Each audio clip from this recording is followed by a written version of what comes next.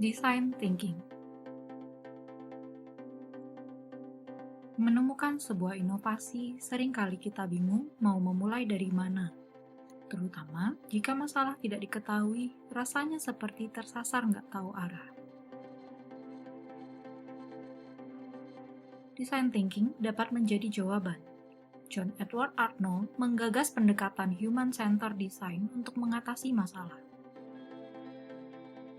Human-centered design versus user-centered design. Human-centered design fokus pada human sebagai makhluk hidup, memperhatikan kebutuhan dasar.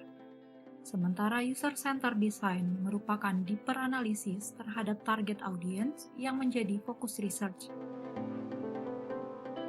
Design thinking merupakan framework yang menggambarkan alur dalam problem seeking dan problem solving. Design thinking menciptakan kolaborasi antara user dan desainer dalam menghasilkan sebuah inovasi dengan pendekatan iteratif.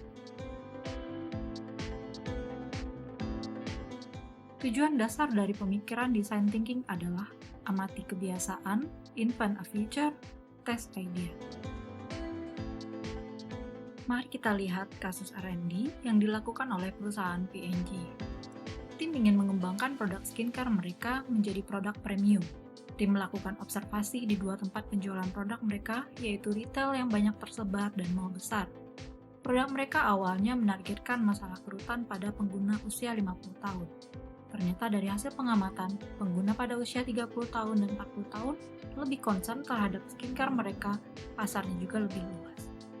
Tim kemudian mencoba membuat formula baru yang merangkul pasar yang lebih besar tersebut. Mereka mencoba meneliti pada produk yang berbeda, harga yang luas range-nya, dan display produk. Dari situ, company menghasilkan sebuah formula baru premium dan eksklusif yang bisa diterima oleh pasar yang lebih luas tersebut. Poin yang didapatkan dari kasus tersebut, perusahaan melakukan 3 hal, yaitu immersion, ideation, implementation untuk mengenali masalah menggunakan design thinking, yang ternyata membantu untuk membuka pasar baru dan strategi pemasaran yang baru. Tahapan design thinking dalam perancangan antarmuka dapat dibagi menjadi 6 tahapan utama, yang dimulai dari empati, define, ideasi, prototype, testing, dan implementasi. Empati dan define merupakan proses pencarian masalah, ideasi dan prototype merupakan eksplorasi solusi, kemudian testing dan implementasi adalah tahapan materialisasi. Tahapan empati. Empati adalah proses mengenali user. Dengan melakukan observasi dan wawancara serta survei, proses ini dilakukan agar mendalami apa yang dilakukan, cara berpikir, apa yang diinginkan, motivasi, perasaan mereka terhadap topik tertentu. Sehingga, tanyakan pada mereka usia, pekerjaan, motivasi, apa yang mereka suka dan tidak, apa yang mereka inginkan, kebiasaan, apa yang mereka pikirkan. Tahapan define. Setelah didapatkan hasilnya berupa catatan dan record, analisa data dengan menggarisbawahi beberapa kata atau aktivitas yang muncul. Lakukan klasifikasi dan menghitung pengulangannya. Kemudian, cluster pattern yang ingin difokuskan sebagai problem statement. Masalah yang diangkat tidak harus yang sering muncul. Inovasi bisa muncul dari jawaban yang jumlahnya paling sedikit, sehingga memungkinkan problem statement merupakan kombinasi dari 2 atau 3 masalah. Formula problem statement user membutuhkan karena. Silakan diisi bagian kelompok mana, kata kerja, dan alasan yang kuat sesuai dengan masalah yang ditemukan. Ingat bahwa metode ini adalah pendekatan terhadap user need, bukan desainer ataupun bisnis profit. Tahapan ideasi. Setelah problem diketahui, munculkan ide yang akan menjadi solusi. Rumusnya adalah quantity over quality. Untuk itu, pada saat tim melakukan brainstorm, munculkan ide sebanyak mungkin. Tujuannya untuk mendapatkan ide yang out of the box atau from new perspective. Rumusnya adalah memunculkan pertanyaan how might we untuk menjembatani produk yang dibangun dengan prinsip design interface agar menjadi ide spesifik yang dapat dibuat prototipenya. Pada saat ideasi, semakin banyak ide yang muncul, semakin baik.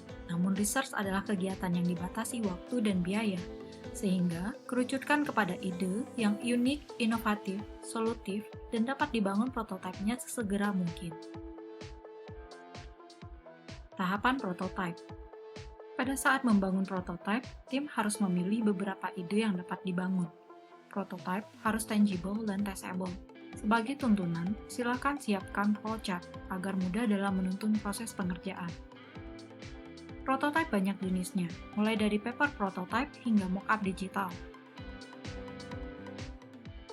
Tahapan testing. Begitu prototipe dirasa bisa dipresentasikan pada real user, maka lakukan pengujian user acceptance test. Observasi, diam, dan jangan bantu user saat mereka mencoba produk.